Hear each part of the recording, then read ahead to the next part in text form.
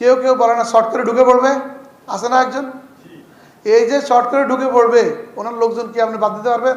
আমাদের সমাজে আছে না? তো আপনার কাছে তো ঘুরে কই ধরেন না, তো ধরে আপনি ধরতেছেন, সব কি পুলিশে গাড়ি দিবেন? আপনারা কিছুই করবেন না।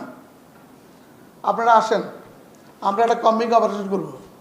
আপনারা যারা প্রচলিত রাজনৈতিক দল আছেন প্রত্যেক দল থেকে 20 জন 20 জন আমাদেরকে দেন, আমরা এক রাতে সব লোক ধরে ফেলবো। আসেন, কবে আসবেন? এটা চ্যালেঞ্জ নেন আমার কাছ থেকে। আমি বগুড়াতে এটা করেছি।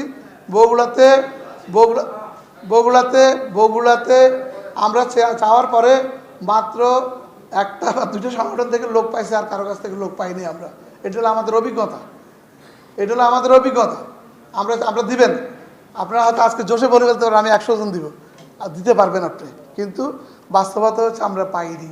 এরপরে আমাদের যে চ্যালেঞ্জটা আছে সেটা হলো সংস্কারের জন্য সমাজের মধ্যে থেকে জোরালো আওয়াজ উঠানো। পুলিশ সংস্কার হোক। আপনাদের এই সমাজের যত মানুষ আছেন আপনারা কি চান? এটা চান না তো। আজ পর্যন্ত না আমাদের জাতীয় পর্যায়ে, স্থানীয় পর্যায়ে পুলিশের সংস্কার বিষয়ক কোনো আলোচনা অনুষ্ঠান, পুলিশকে প্রচলিত আমলাতন্ত্রের বেড়াজাল থেকে মুক্ত করে একটা